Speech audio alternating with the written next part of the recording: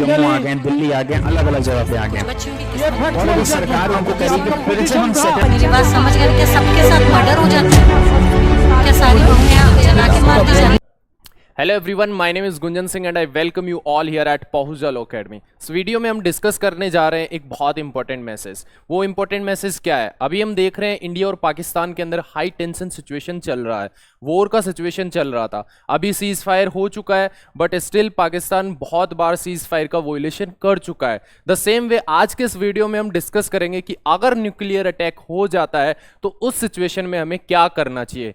Hopefully nuclear attack होने के chances बहुत कम होते हैं, बट स्टिल हमें प्रिपेयर रहना चाहिए कि अगर न्यूक्लियर अटैक हो जाता है तो उस सिचुएशन में आपको क्या करना चाहिए। जैसा कि जैसे ही न्यूक्लियर अटैक होता है तो जो रेडिएशन आती है वो सीधा हमारी आंखों के ऊपर आती है, और उनसे क्या होता है, इंसान सीधा डायरेक्ट अंधा हो जाता है। हाँ, और वो रेडिएशन इतनी तेज होती है जिस तरीके से हमें जो सूर्य की जो किरणें आती हैं, जो रेज आती हैं हमारी आंखों के ऊपर और हमें कुछ दिखाई नहीं देता, सेम वे जो रेडिएशन न्यूक्लियर अटैक की होती है, जो न्यूक्लियर बॉम्ब की होती है, वो भी सेम वे वैसी ही होती है और इंसान डायरेक्ट अंधा हो जाता है। तो उससे बचने के लिए हमें क्या करना चाहिए? अगर इस तरीके की सिचुएशन आती है तो इंसान को सबसे पहले अपने सर को जमीन की तरफ कर लेना चाहिए और कान और आंख बंद कर लेने चाहिए, बिल्कुल बंद कर लेने चाहिए। और उसके अलावा हम क्या कर सकते हैं? जो सबसे सेफ जगह है उसके लिए है ग्राउंड। हाँ, अगर आप मेट्रो में हैं तो आप ग्राउंड में जा सकते हैं, आप अपने घर पे हैं तो घर को आप इस तरीके से कवर कर सकते हैं कि वहां से हवा भी पास नहीं होनी चाहिए।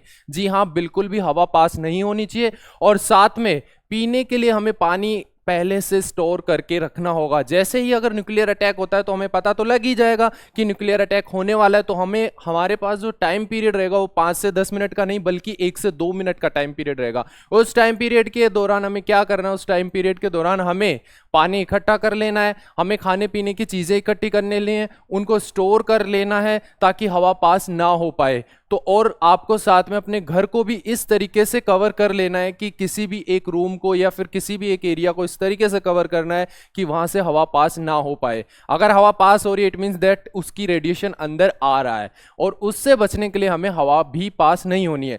दूसरा, अगर कोई पर्सन है जो ग्राउंड में बाहर है और न्यूक्लियर अटैक होने के बाद में अगर वो घर आता है तो उसे क्या करना चाहिए? द सेम वे जब हम कोविड में थे तो घर पे जैसे ही अंदर आते थे हम क्या करते थे? सबसे पहले अपने कपड़ों को धुलते थे, फिर बाथ लेते थे यानी नहा लेते थे, साबुन से अपने बॉडी को साफ करते थे। द सेम वे अगर न्यूक्लियर अटैक होता है तो उस सिचुएशन में भी हमें क्या करना है? सबसे पहले हमें अपने कपड़ों को ध्यान से धुलना है और उसके बाद में बाथ लेना है, यानी साबुन से अपनी पूरी बॉडी को कंप्लीटली वॉश करना है।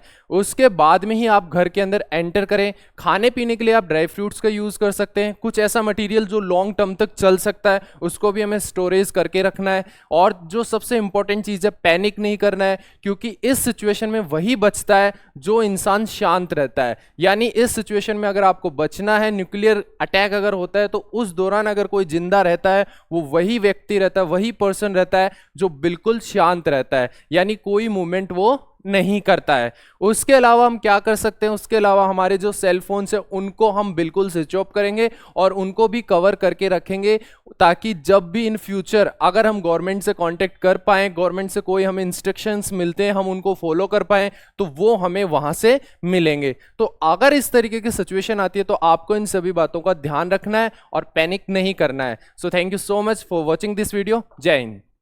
Subscribe for more content.